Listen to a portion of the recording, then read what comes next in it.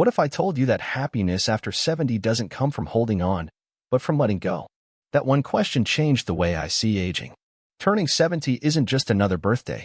It's a mirror, one that reflects back the habits, beliefs, and burdens we've carried for decades and quietly asks, are you still choosing this?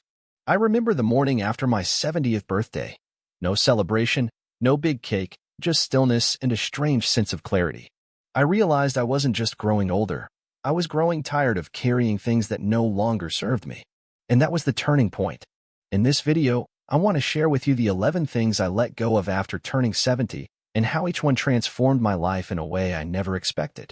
Some of these may sound simple, others may hit you right in the heart. But every single one is rooted in my own experience and over a decade of working with older adults across the country. Letting go isn't about giving up. It's about reclaiming your space, your energy, and your joy. We'll talk about why being constantly busy doesn't mean you're living with purpose. Why saying yes to everyone might actually mean saying no to yourself. Why comparison in this stage of life is one of the greatest thieves of peace. And most importantly, how releasing these invisible weights can give you back something far more precious, your freedom. If you've reached your 70s and still feel like something is missing, even though you're doing everything right, then this video is for you. It's not about doing more. It's about becoming more by carrying less. So before we dive in, don't forget to like this video, subscribe to the channel, and turn on the notification bell. I truly believe these messages are meant to reach people who are ready to change. And as we go through each of the 11 lessons, when you hear the one that stops you in your tracks, the one that feels like it was meant just for you, I want you to pause and comment, that's the one I needed most. You never know who you'll inspire by sharing what spoke to your heart. Are you ready to rediscover what life after 70 was really meant to be? Then let's begin, because the first thing I let go of was working just to stay busy. And that one decision changed everything. Letting go of working just to stay busy. If I wasn't busy, I didn't feel like I mattered. That's the trap I lived in for over 40 years, and I know I'm not alone. Like many people from my generation, I was taught to equate worth with productivity. Every task completed, every hour worked, every problem solved felt like a badge of honor. But what no one tells you is that once the job ends and the title fades, that inner engine doesn't just turn off. Instead, it keeps running, and suddenly, you find yourself saying yes to every request, every invitation, every project, just to fill a strange, unsettling quiet. I've seen it time and again, both in myself and in the older adults I've worked with for over a decade. We fear slowing down not because we're lazy, but because we're afraid of what might rise to the surface when we do. I remember waking up after my 70th birthday and realizing my days were still packed, but my heart wasn't full. I was overcommit, emotionally drained, and struggling to remember why I was doing any of it. That's when I paused and asked myself the question that changed everything. Am I doing this out of purpose or just out of habit? The truth hit hard. Most of my yes were automatic, reflexes born from years of needing to feel useful. But here's what I've come to understand. Being constantly busy doesn't mean you're living a meaningful life. It just means you're avoiding stillness. And sometimes, it's in the stillness that we discover who we really are. So I began to say no. Gently, firmly, and without guilt. I started choosing what aligned with my values, not just what filled my time. I walked more, rested more, had long, unrushed conversations with my grandchildren, and rediscovered the joy of doing nothing at all. Surprisingly, the world didn't fall apart when I stopped doing everything. Instead, it got quieter, deeper, and more beautiful. And that's when it dawned on me. If you're always rushing, you miss the moments that make life rich. Busyness had become my identity, but letting it go gave me back something far more precious, my presence. So now, I offer you this same reflection. Who are you keeping busy for? And what might you gain if you slowed down long enough to listen to what your soul actually needs? You don't have to prove anything anymore. You've already done enough. Maybe now is the time to be, rather than to do. And when you do choose to act, let it come from joy, not obligation. Letting go of the need to work just to stay busy has been one of the most liberating decisions of my life. It allowed me to step out of performance and into peace. And now that we've quieted that noise, it's time to look at another hidden weight we often carry without realizing it, the habit of mindless spending. Because sometimes, what we buy isn't about what we want, but about what we're trying to avoid. Let's explore that next. Mindless spending. Have you ever stood in your living room, surrounded by things you once thought you needed, only to realize none of them bring you real joy? That moment came to me one quiet afternoon as I dusted off a shelf filled with unopened gadgets, unread books, and decorative items I couldn't even remember buying. Each one had been a little promise. This will make life easier. That will make you happier. Just one more purchase, and you'll finally feel complete. But none of them delivered what they silently promised. The truth is, for many years, I fell into the trap of mindless spending. Like so many of us, I grew up in a world that taught me that buying meant belonging, that owning more meant living better. And as I got older, those messages didn't stop, they just shifted. Ads promised comfort, convenience, youthfulness. And in moments of loneliness, boredom, or even self-doubt, clicking add to cart gave me a temporary sense of control. But that feeling never lasted. What did last, though, was the clutter, the guilt, and the quiet realization that I was filling my home, but not my heart. As someone who has worked with aging adults for over a decade, I've seen how common this pattern is. We buy not just to own, but to soothe, to avoid, to feel like we're still part of something. But here's what I've learned through both personal experience and guiding others. Real fulfillment doesn't come from accumulation, it comes from alignment. Alignment with what matters. Alignment with peace. With enoughness. Letting go of mindless spending was not easy at first. Habits built over decades don't dissolve overnight. But I started small. I paused before each purchase and asked myself, do I truly need this? Or am I filling a space that has nothing to do with this object? Sometimes, the answer surprised me. Often, I walked away. And every time I did, I felt a little lighter. I redirected that energy into things that nourished me, books I would actually read, nature walks that cost nothing, meaningful conversations that lingered far longer than a shipping notification. I also began to practice what I call gratitude-based spending. Before I bought something, I'd first name 3 things I already had that I was thankful for. This simple habit shifted my mindset from scarcity to abundance. Over time, I found myself less reactive, less impulsive, and far more content. If you've ever regretted a purchase moments after making it, you're not alone. That quick dopamine hit fades fast, but the emotional weight of clutter lingers. So I invite you to ask yourself, what are you really buying when you shop on impulse? Is it freedom, or is it distraction? Is it joy, or is it just noise? When we learn to let go of the need to consume mindlessly, we open up space, not just in our homes, but in our minds and in our hearts. And that space is where clarity, peace, and intentional living begin. Letting go of mindless spending has been one of the most empowering financial and emotional shifts of my 70s.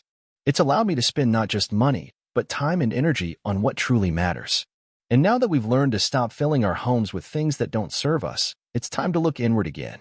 Because sometimes, the stress we carry doesn't come from stuff, but from stories we keep replaying in our minds. Up next, we're going to talk about how letting go of small, everyday stresses can give you a calmer, clearer life, and why it might be easier than you think. Letting go of stressing over the small things. Have you ever let a tiny inconvenience ruin your entire day, something as simple as someone cutting you off in traffic, or the coffee shop getting your order wrong? I used to, more often than I care to admit. And what's worse is, I didn't even realize it. These small irritations would pile up like pebbles in a shoe, too insignificant to stop for, yet somehow painful enough to leave me limping through the day. For years, I carried the weight of those moments without ever questioning why. A delay, a disagreement, a misplaced item. Each one would trigger frustration, tension, or even anger. It became such a reflex that I thought it was normal. But when I reached 70, something shifted. I started noticing how much space in my mind these tiny issues were occupying. I realized I was giving away my peace far too cheaply.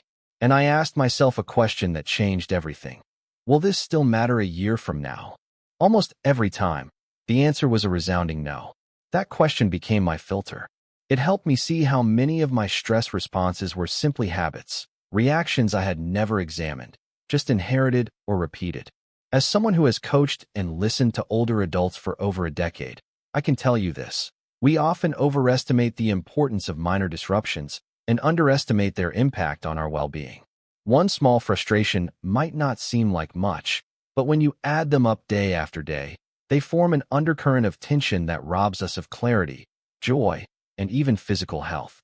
Letting go of the need to control everything, the timing, the outcome, the behavior of others, has been one of the most liberating shifts in my 70s.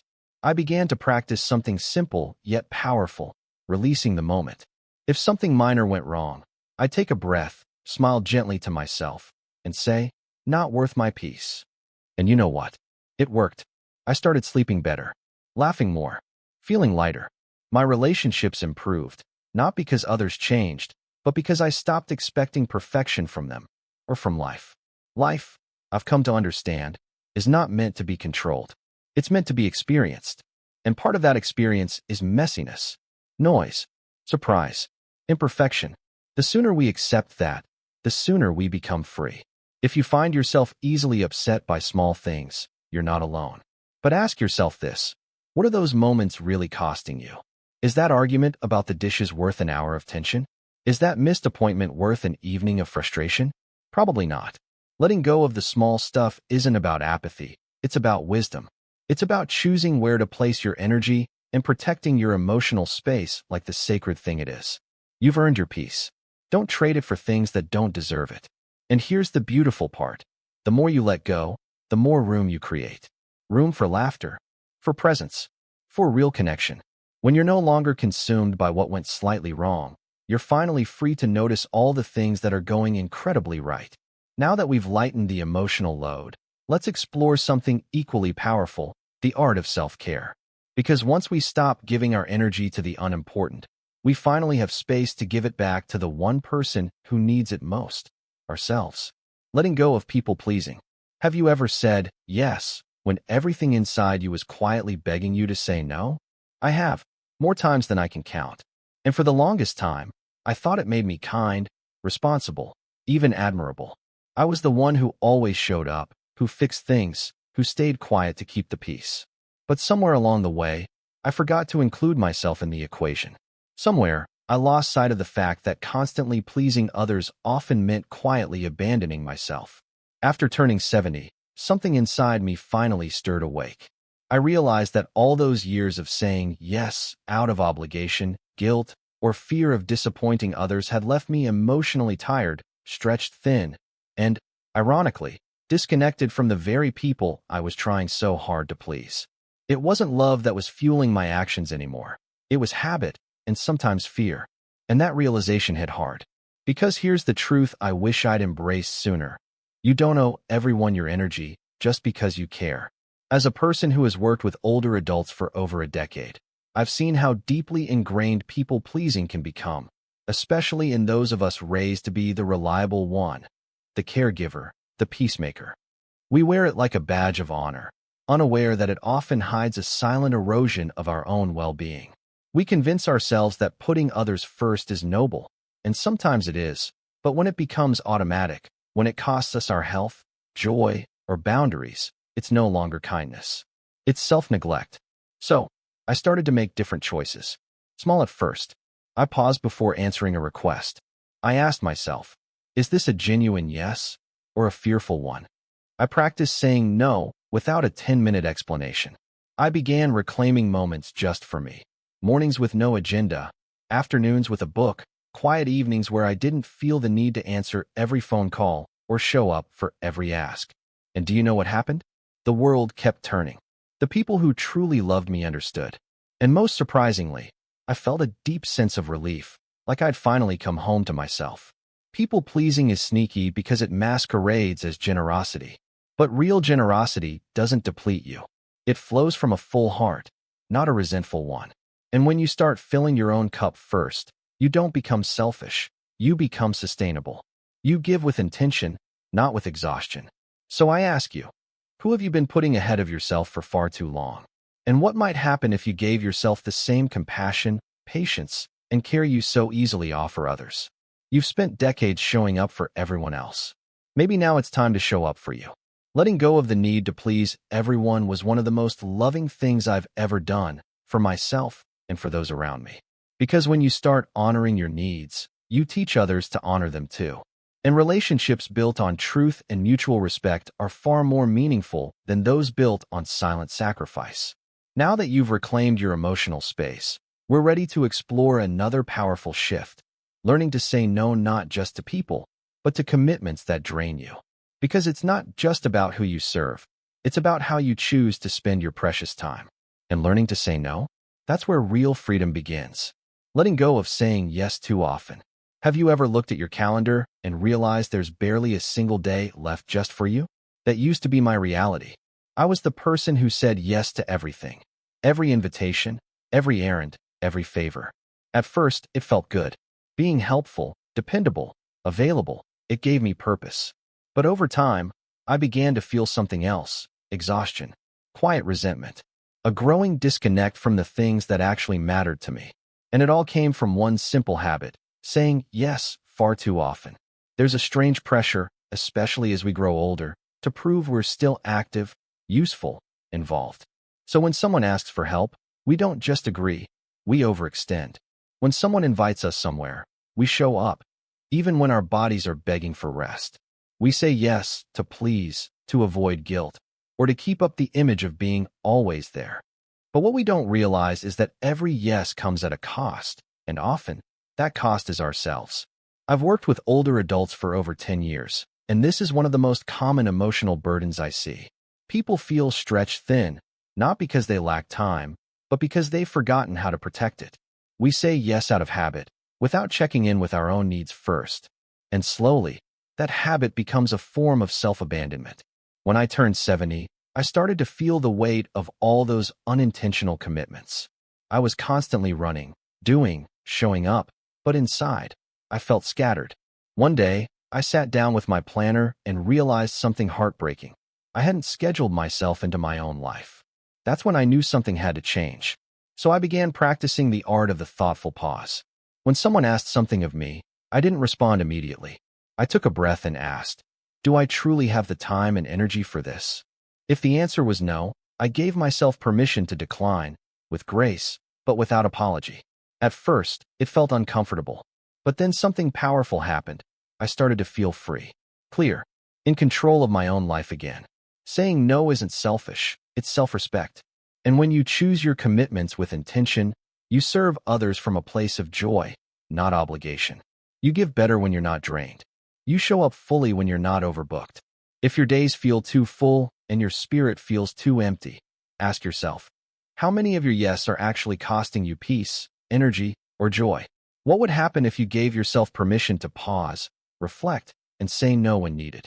Letting go of the reflex to say yes has been one of the most loving decisions I've made in my 70s.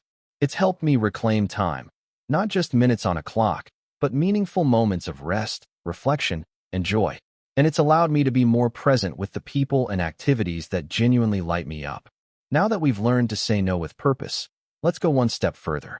Because sometimes it's not just about tasks and time, it's about people. Up next, we're going to talk about something even harder, but even more necessary: letting go of relationships that drain us, even when we've known them for years. Letting go of toxic relationships. Have you ever felt lonelier in a room full of people than when you're alone? I have, and it was always with the same people. People I'd known for years, even decades. Family members, friends, old coworkers. I told myself I needed to keep them close because of shared history, because it was the right thing to do. But over time, I began to realize that some relationships don't age gracefully with us. Some grow heavier, more draining, and even quietly damaging. And if we're not careful, we carry them with us out of habit, long after they've stopped serving our well-being. After turning 70, I took a hard look at the emotional weight I was still carrying. It wasn't the past, it wasn't regret, it was people. People who constantly criticized, dismissed, or took without giving. People who left me feeling small, anxious, or unworthy after every conversation. And for years, I justified it. They mean well, they're family. It's always been this way. But here's what I've learned. Just because a relationship is old doesn't mean it's healthy. And just because someone's been in your life forever doesn't mean they should stay. In over a decade of working with older adults, I've seen how powerful this realization can be. Some of the deepest emotional pain we carry into later life isn't from what we've done, but from who we continue to allow into our energy, even when they no longer align with who we are. Letting go of toxic relationships isn't about revenge. It's about release. It's not about shutting the door with anger. It's about choosing peace over poison. For me, it started with boundaries. I stopped answering calls that only brought drama. I stopped explaining myself to people who weren't truly listening. And I gave myself permission to walk away, not with bitterness, but with deep compassion for myself. The hardest part wasn't letting go of them. It was letting go of the guilt. The voice in my head that said I was being cruel or selfish. But the truth is, honoring your own well-being is never selfish. It's responsible, and it sets a powerful example for those around you.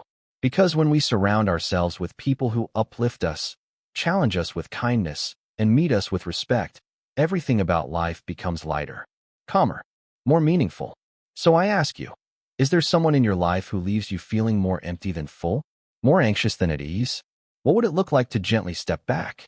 Even small shifts, less time, fewer explanations, more boundaries, can create space for healing. Letting go of toxic relationships was one of the most emotionally freeing things I've done in my 70s. It opened space not just for healthier connections, but also for reconnection with myself, my peace, my purpose. And you deserve the same. Now that we've explored emotional boundaries, it's time to shift inward. Because some of the most overlooked relationships aren't with people, but with our bodies. Up next, let's talk about something we too often postpone until it's too late.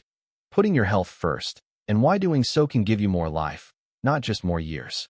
Letting go of sacrificing health for work and obligations. Have you ever told yourself, I'll rest later, just one more thing to take care of? I used to whisper that to myself constantly. I'll eat better once this project is done. I'll start walking again after I finish helping with the grandkids. The after never came. There was always one more responsibility, one more person to take care of. And without realizing it, I was placing everything, everyone, ahead of my health.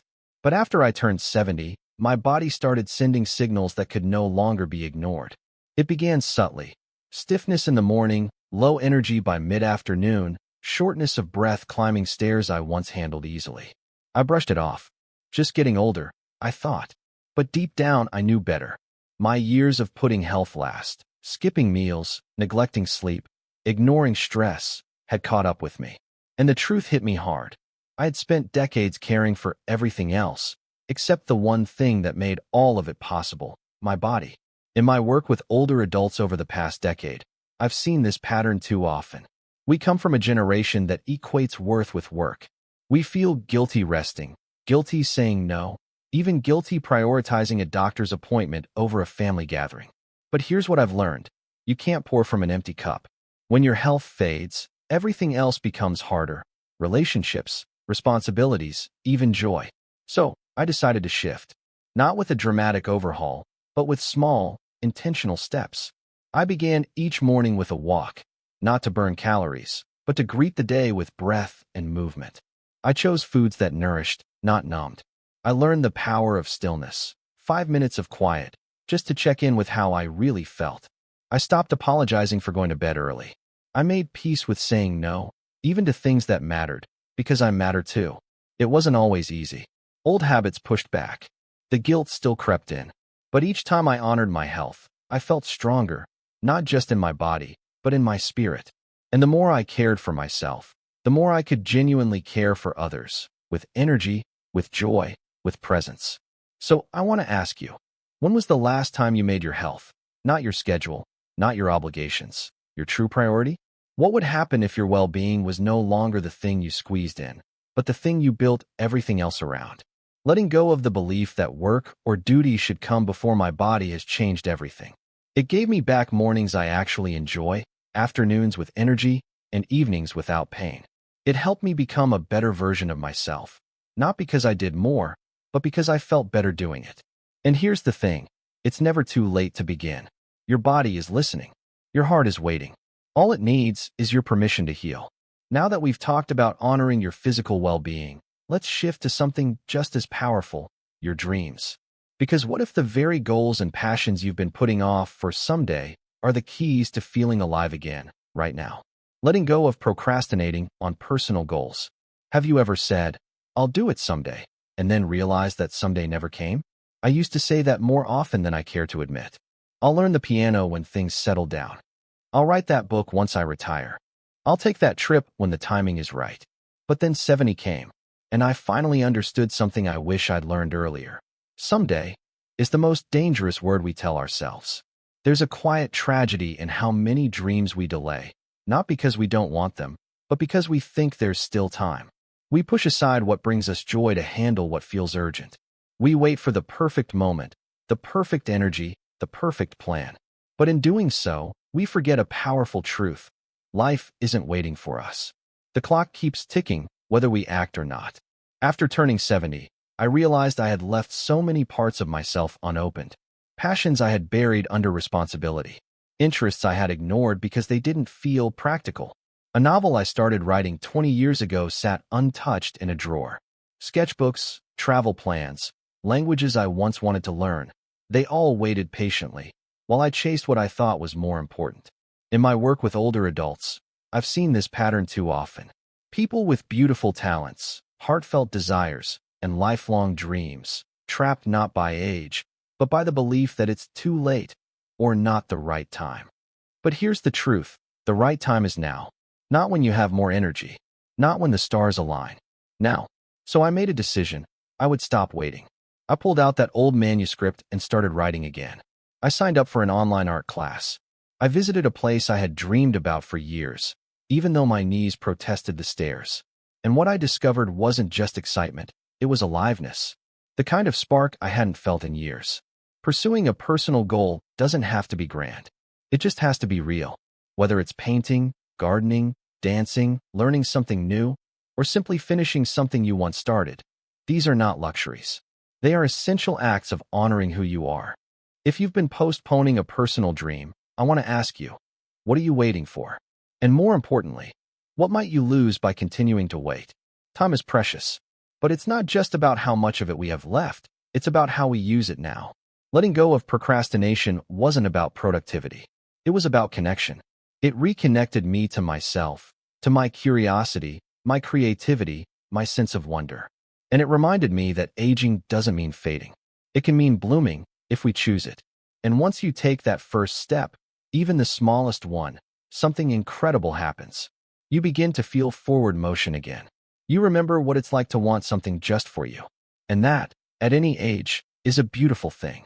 Now that we've reignited your sense of purpose, let's talk about what often stands in its way. Our fear of change. Because the next thing we must let go of is our resistance to change. And once we do, the world opens up in ways we never imagined. Letting go of the fear of change. Have you ever stayed in a situation, not because it was good, but because it was familiar? I have. Many times. There's something comforting about the known, even when it no longer brings us joy, growth, or peace. For years, I clung to routines, places, and even people, not because they made me better, but because I feared what might happen if I let them go. What if change made things worse? What if I failed? What if I felt lost? These questions haunted me, quietly guiding my choices, or rather, my inaction. Turning 70 was like standing at a crossroads. On one side, the well-worn path of comfort, predictability, and the life I had already lived. On the other, the unknown, the new. And let me be honest, it was terrifying. But then I asked myself a different question, one I had never dared to face before. What if change is exactly what I need? In my experience working with older adults for over a decade, I've seen this fear of change stop so many beautiful transformations from happening. We get told that getting older means settling, slowing down, or sticking with what you know. But I've come to believe the exact opposite. Growing older gives us more freedom, not less, to reinvent, to evolve, to become even more of who we truly are. So I began letting go, slowly at first. I changed my morning routine. I tried a new class in town, even though I didn't know anyone there. I let go of outdated beliefs that said I was too old to start something new. And you know what happened? My world expanded. I felt alive, curious, even excited. Change, once my greatest fear, became a gateway to growth. Was it uncomfortable? Absolutely. But growth always is. The hardest part wasn't the change itself. It was releasing the fear that made me believe I wasn't capable of handling it. Once I stopped fearing change, I began to trust myself. I realized that while I may not control everything, I can always choose how I respond. And that choice, that power, is liberating. If you're watching this and you've been resisting a change you know deep down needs to happen, I invite you to ask yourself, what am I truly afraid of, and what might I be missing because of that fear? Sometimes, the thing we fear the most is the very thing that sets us free. Letting go of the fear of change was like taking a deep breath after years of holding it in. It gave me access to new friendships, new interests, and a new sense of confidence that I didn't even know I was missing. And perhaps most importantly, it gave me permission to be fully present in the chapter I'm in now, not stuck in what used to be. And once you release that fear, you begin to see change not as a threat, but as an invitation. An invitation to live with more intention, more courage, and more joy. Now that we've softened our grip on fear, let's look at something just as transformative: rest. Because even as we embrace growth and newness, we often forget one essential truth. Healing, clarity, and strength all begin with sleep. So up next, we'll explore why letting go of poor sleep habits may be the most important act of self-care you make this year. Letting go of neglecting sleep. Have you ever treated sleep like an optional luxury, something you can cut corners on because there's just too much to do? I used to do that more than I'd like to admit. I thought rest was for later, for when everything else was done. But the truth is, everything else never ends. And the more I pushed through tiredness, the more I noticed my energy dimming, my memory faltering, my patience thinning. Sleep wasn't a priority for most of my life. I stayed up late answering emails, helping family, watching TV to unwind, or simply lying in bed replaying worries in my mind. I thought I could function on 5 or 6 hours, and for a while, maybe I could.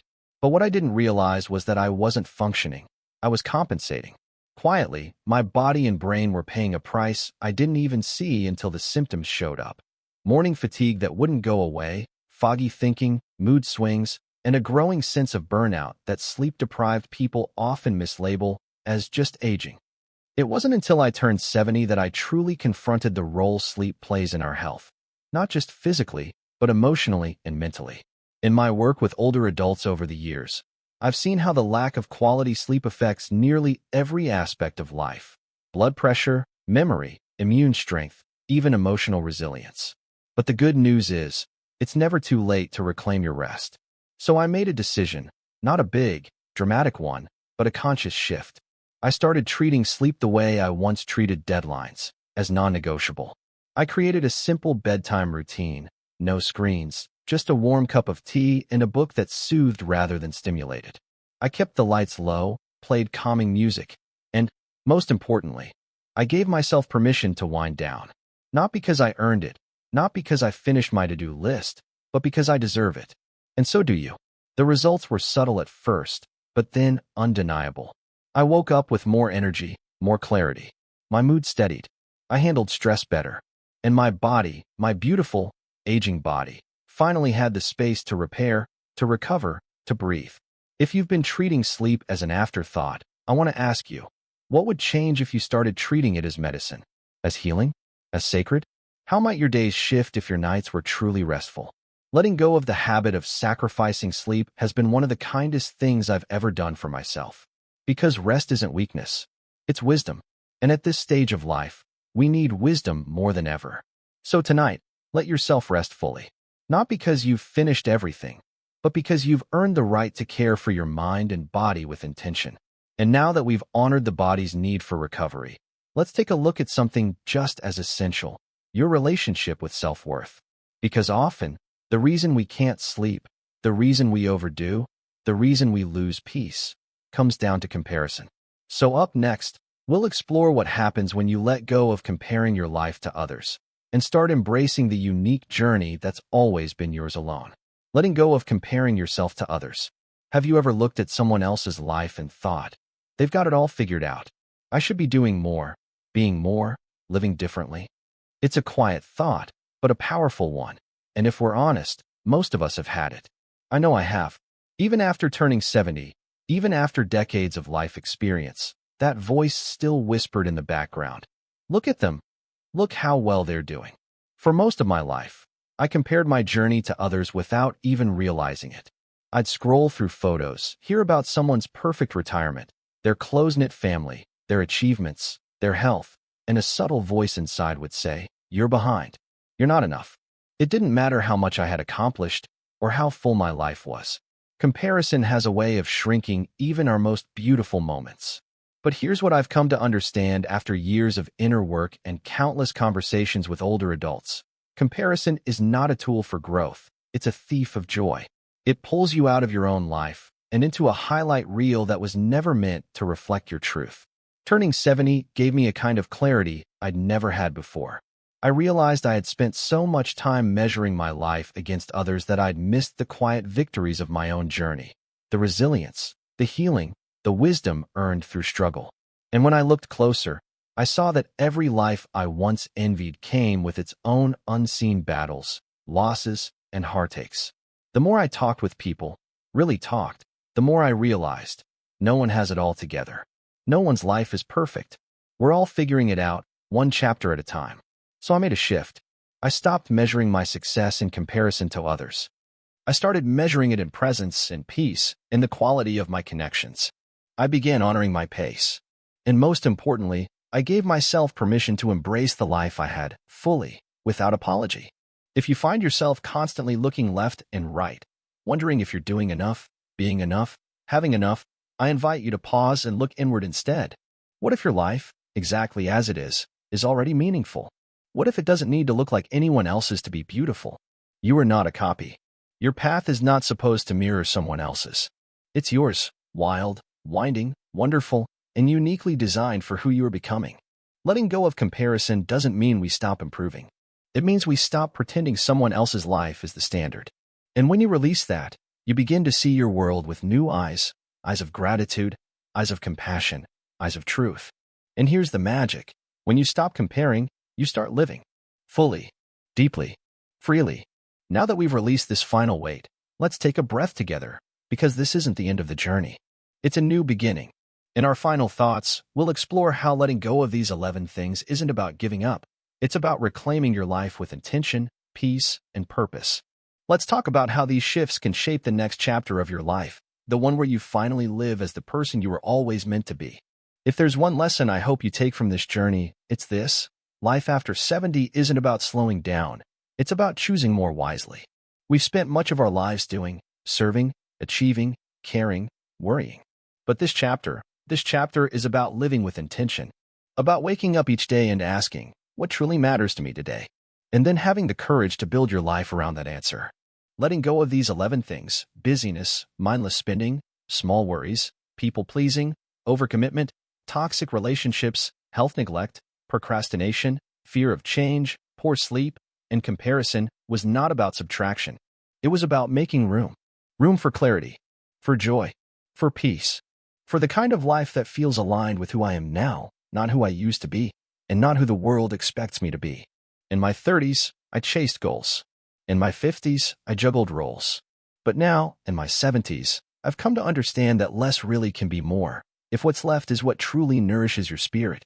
And living with intention doesn't require perfection. It's not about having it all figured out. It's about being honest with yourself every day and making small choices that reflect your truth. It could be as simple as saying no without guilt, as profound as starting a project you've put off for years, as healing as walking away from something or someone that drains your peace. When you live intentionally, you don't just pass time, you honor it. You don't just move through the day, you shape it, slowly, lovingly, purposefully. And here's the most beautiful part. It's never too late to begin. Whether you're 70, 75, or 85, every morning offers you a blank page. A fresh chance to realign with what matters and to let go of what doesn't. So, I want to ask you now, which one of the 11 things spoke to you the most? Which one are you ready to release, starting today? I'd love for you to share it in the comments below. Not just for me, but for others watching who might feel exactly like you and just need to know they're not alone. If this video touched something in you, if it gave you clarity, comfort, or courage, please give it a like. And if you'd like to join a community of others choosing to live purposefully after 70, I invite you to subscribe and turn on the notification bell. I'll be sharing more reflections, more stories, and more reminders that this stage of life is not an ending, it's an awakening. Because you are not defined by what you let go of. You are defined by what you choose to embrace next. And if today is the day you choose peace, intention, and meaning, then you're already on your way. What if your best years aren't behind you, but waiting quietly in front of you, just on the other side of letting go? That single question changed everything for me. Because for the longest time, I believed aging meant holding on to routines, relationships, roles, and responsibilities. But the truth I've discovered is the opposite. The more I've released, the more fully I've lived.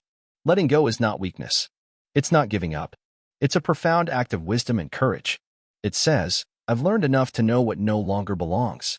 And that kind of knowing doesn't come from books, it comes from life, from listening inward, from facing hard truths with soft eyes. Each of the 11 things we've talked about in this video, whether it's the need to be busy, the habit of saying yes too much, the fear of change, or the quiet poison of comparison, they aren't just obstacles. They're invitations. Invitations to pause, reflect, and ask, is this still serving me? And if the answer is no, then you have permission, at any age, to release it. Because here's what no one tells you. You don't become free by doing more. You become free by needing less. Less validation. Less clutter. Less fear. Less pressure to be who you used to be. I've sat across from hundreds of older adults over the years, and I've learned something beautiful. The people who age with light in their eyes aren't the ones who did everything right. They're the ones who kept evolving. The ones who chose peace over performance, alignment over approval, meaning over momentum. So now, I turn the mirror toward you. What's one thing you're ready to let go of today? What would your days look like if you gave yourself permission to live lighter, freer, and more intentionally? Leave a comment below. I'd love to hear what resonated most with you. And if this message stirred something in your heart, please consider liking this video and subscribing. That simple act helps us grow a community of people who are choosing to age with clarity, courage, and compassion. Because in the end, this chapter of life isn't about what's fading. It's about what's finally being revealed. And the truth is, you're not too old, and it's not too late. If you woke up today, you still have a purpose. And if you're willing to let go of what no longer serves you, you just might discover a version of yourself that feels more alive than ever before.